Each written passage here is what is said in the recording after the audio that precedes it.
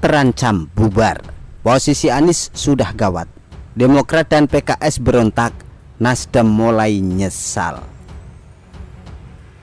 Ketika Yeni Wahid menjadi salah satu nama yang cocok dipasangkan dengan Anies di Pilpres, Demokrat langsung naik darah. Sebenarnya ada satu cerita yang baru saja diketahui. Yeni mengatakan bahwa Surya Paloh bilang dia sudah memenuhi syarat sebagai bakal cawapres Anies.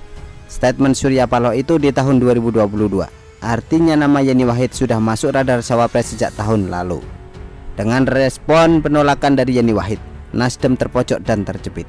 Keinginan mereka untuk mendapatkan cawapres dari non-partai makin tidak terjangkau. Nasdem mungkin mulai menyesal melihat tingkah Demokrat yang terlalu ngotot memaksakan kehendak. Demokrat seolah mau bilang, AHY harga mati atau koalisi bubar. Apalagi Andi Arief baru-baru ini menuduh Surya Paloh sedang diuji elektabilitasnya untuk menjadi cawapres Anies. Nasdem pasti kesal dan geram dengan tuduhan ini. Bahkan salah satu anggota tim pemenangan pemilu Nasdem menyindir Andi Arief agar banyak minum susu supaya akalnya lebih sehat. Nasdem tidak mabok kekuasaan, tidak bernafsu menempati jatah cawapres Anies. Dia mempertanyakan masa sih Andi Arief tidak tahu siapa yang lebih mabuk jadi cawapres Anies.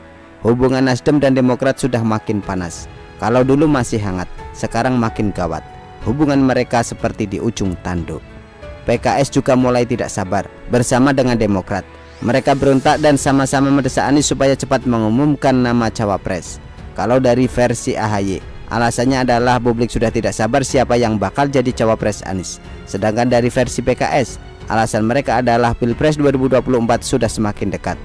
Konsolidasi harus segera dilakukan. Dua partai sepakat nama cawapres harus diumumkan. Artinya Nasdem kalah 2-1.